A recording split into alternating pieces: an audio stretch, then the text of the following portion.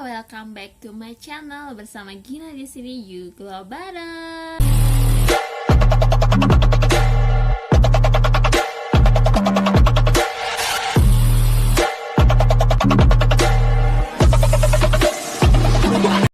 Aduh, sebenarnya aku udah lama banget pengen bikin video ini, cuma belum sempat dan ketunda-tunda terus gitu. Tapi aku udah gatel banget pengen kasih tahu kalian informasi yang penting, jauh penting daripada yang lain. Pokoknya ini paling penting ya. Itu tentang sunscreen. Yang pertama, sama seperti kamu yang nonton video ini, aku juga sama sekali nggak tahu apa itu sunscreen awalnya. Ya awalnya aku tuh taunya tuh sunscreen itu buat kalau kita pergi ke pantai itu butuh sunscreen. Cuma aku kan emang jarang ke pantai, jadi bahkan nggak bisa dihitung lah ke pantai itu berapa kali. Setahu aku ya sunscreen itu dipakai kalau misalnya kita butuh aja gitu. Dan ternyata oh my god, sunscreen itu ternyata perlu dan penting banget kita pakai untuk setiap hari, yaitu untuk melindungi kulit kita. Yang pertama aku bakal kasih tahu kalian sunscreen itu apa. Sunscreen itu lotion pelindung dari sinar matahari yang bisa menyerap ke dalam lapisan teratas kulit untuk menyerap sinar matahari yang sudah masuk ke dalam kulit kita. Sunscreen biasanya melindungi kita dari sinar UVB saja. Manfaat sunscreen sendiri adalah mencegah kanker kulit, mencegah sunburn atau kulit terbakar, menjaga kulit tetap awet muda, menjaga warna kulit kita tetap merata, penting untuk semua jenis kulit, mencegah timbulnya garis halus, dan melembabkan wajah.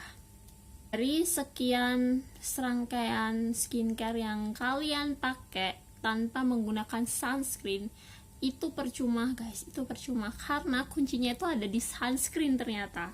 Aku mengucapkan terima kasih banget buat TikTok yang berbagi informasi seperti ini. Dan di umur aku yang ke-24 tahun aku baru tahu kalau sunscreen itu penting banget. Gila kan? Dan aku nggak lama-lama di sini. Aku mencoba beberapa sunscreen yang cocok untuk kulit berminyak setelah berjerawat. Lebih ke berminyak sih ya. Yang pertama itu ada dari Nivea. Jadi aku pertama kali pakai sunscreen itu coba dari Nivea yang Protect White ya, yang SPF 50. Ini itu harganya sekitar 50 ke atas lah. Nah, untuk teksturnya sendiri dia tuh kayak gini. Kayak krim gitu, dia lebih kayak krim gitu. Terus dia tuh agak, awalnya aku pakai tuh karena emang mungkin pertama ya. Jadi dia tuh agak kurang bisa di blend gitu, sampai akhirnya kayak kalau misalnya dia tuh kelamaan, maksudnya kita kayak nggak bisa ngeblendnya tuh bakal ngeruntel gitu loh. Aku nggak ngerti maksudnya gimana, kayak malah menggulung gitu.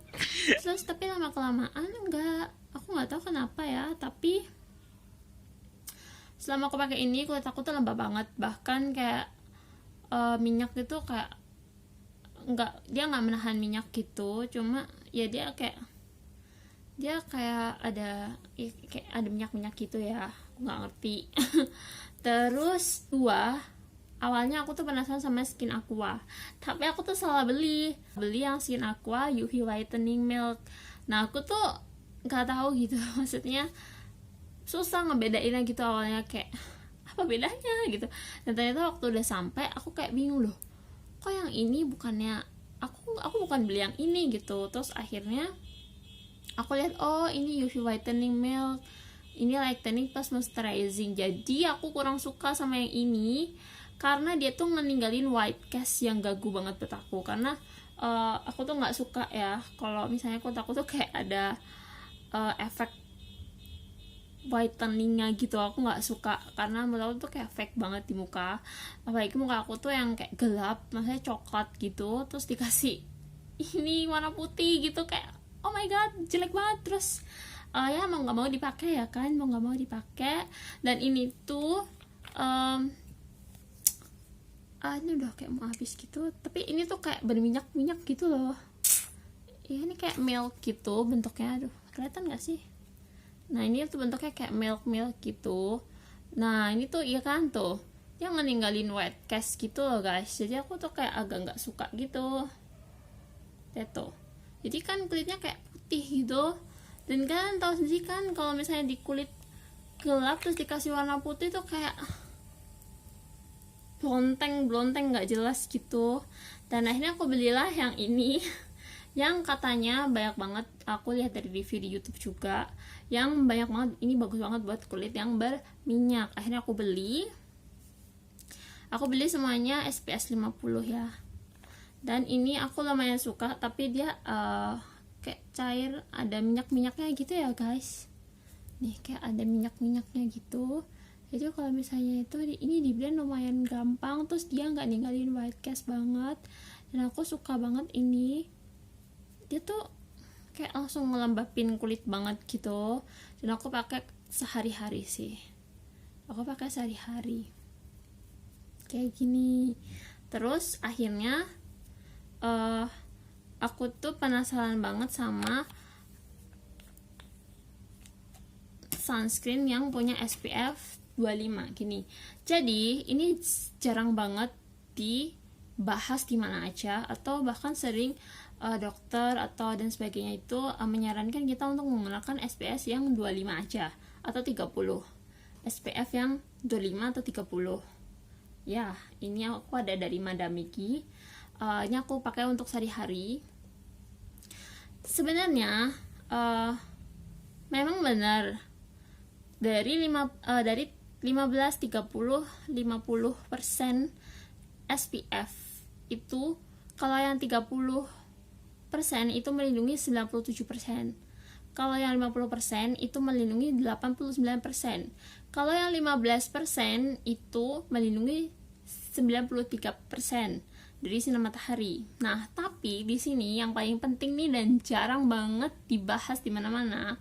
Kalau SPF yang 30% itu melindungi sampai 5 jam. Nah, kalau yang 50% itu melindungi sampai 8 jam. Nah, kalau yang 15% itu melindungi hanya 2,5 jam. Nah, di sini nih yang aku perhatikan. Jadi, kalau biasanya orang atau dokter dan sebagai ahli kecantikan tuh menyarankan kita untuk menggunakan yang 30% ya oke. Itu untuk keseharian. Karena harus di-reply. Nah, berhubung aku itu orangnya malas banget nge-reply, akhirnya aku pilihlah yang 50 SPF. Karena kalau misalnya aku keluar aku nggak perlu reply, dan itu jangka waktunya 8 jam. Apalagi kalau misalnya aku lagi kuliah, itu kan aku dari pagi sampai malam. Jadi aku pakai SPF yang 50 supaya aku nggak usah reply lagi, karena aku tuh orangnya males banget. Apalagi kayak muka aku tuh kan berminyak banget ya kan, terus harus diilangin dulu minyaknya, terus habis nanti aku harus pakai, terus aku paling geli gitu kalau misalnya pakai tangan gitu. Nah, terus aku belilah yang 50 SPF untuk kalau bisa aku pergi-pergi. Nah, baru-baru ini, sekitar ya baru berapa bulan ini aku beli yang 30 SPF. Karena ini banyak banget yang bilang punya Madame Miki ini bagus banget. Dan aku beli yang 30 SPF ini untuk keseharian. Padahal kan aku juga gak pergi kemana-mana. Ya,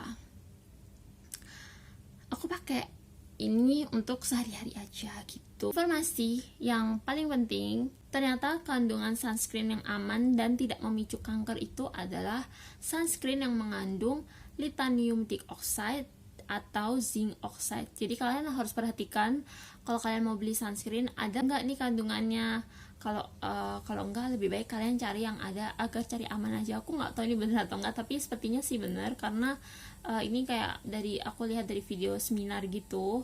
Nanti aku sekalian cantumin di sini supaya kalian percaya gitulah ya. Ya, sunscreen akan krim-krim akan menempel di kulit kita dalam jangka waktu cukup panjang. Jadi kita harus cari sunblock yang medok.